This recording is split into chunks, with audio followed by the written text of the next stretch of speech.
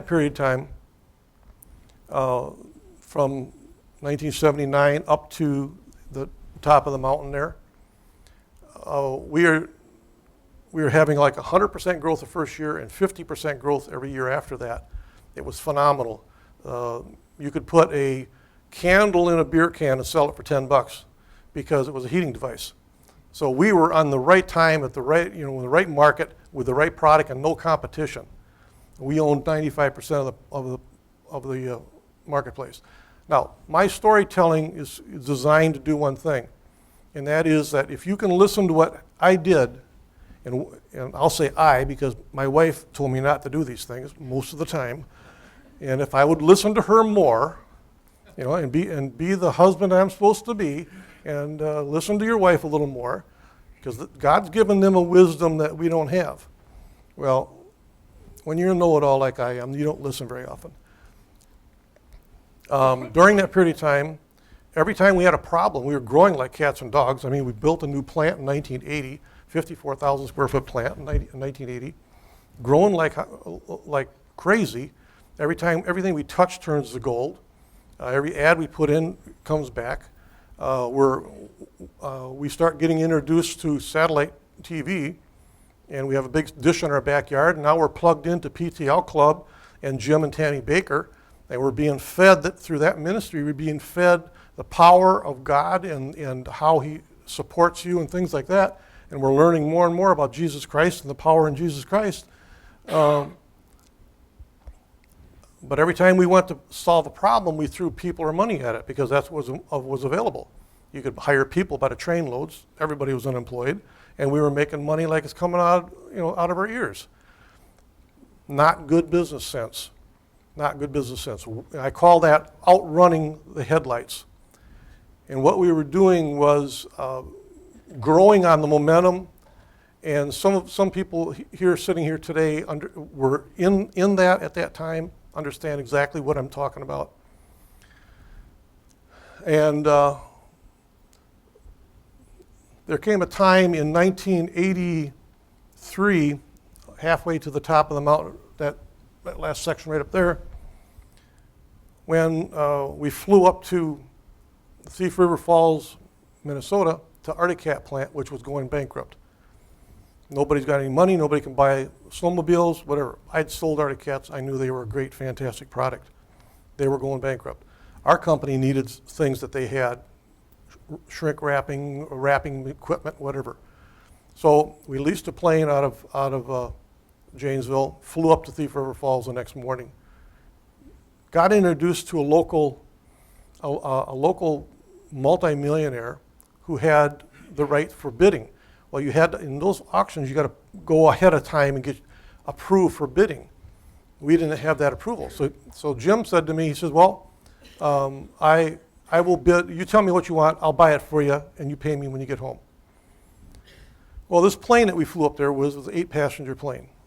So as I'm walking around the factory up there with this multimillionaire, associated with a multimillionaire now,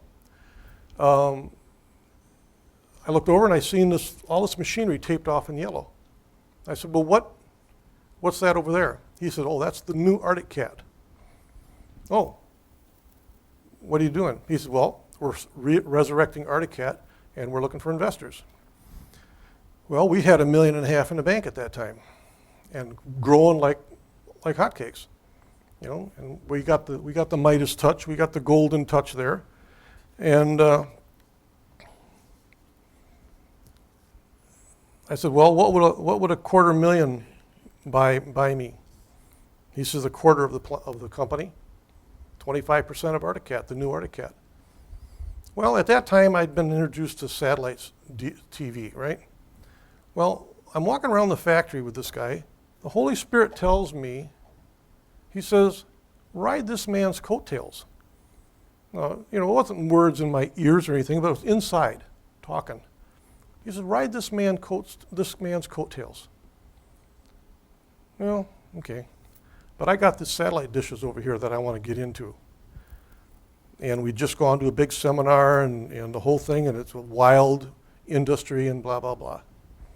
So I didn't get in vested with him. I moved $500,000 into the satellite dish business, and I'm talking about right there, and right there, the old saying, all hell broke loose, it did.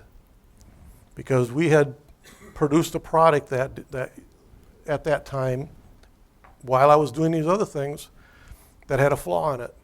And we're now selling 5,000 waste oil heaters a year. I've got 182 people working 20 hours a day, pumping waste oil heaters out, and we own 85% of the market. We are flying. I'm opening up this other company for satellite TV dishes. I don't listen to the Holy Spirit.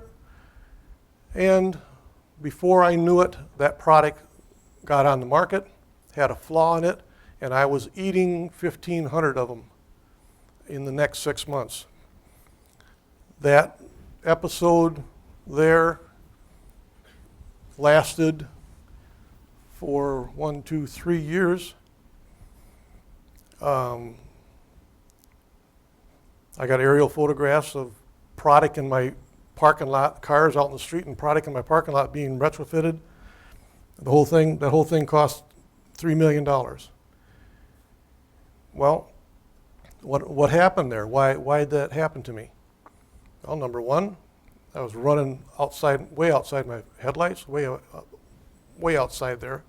Wasn't listening to God. Was listening to him on PTL Club every morning. Was getting high on Jesus every morning, but not putting it into practical use in my business. With this kind of a record right here, you can do no wrong. Okay, the problem there is you can do no wrong. He's the one that's supposed to be running your life.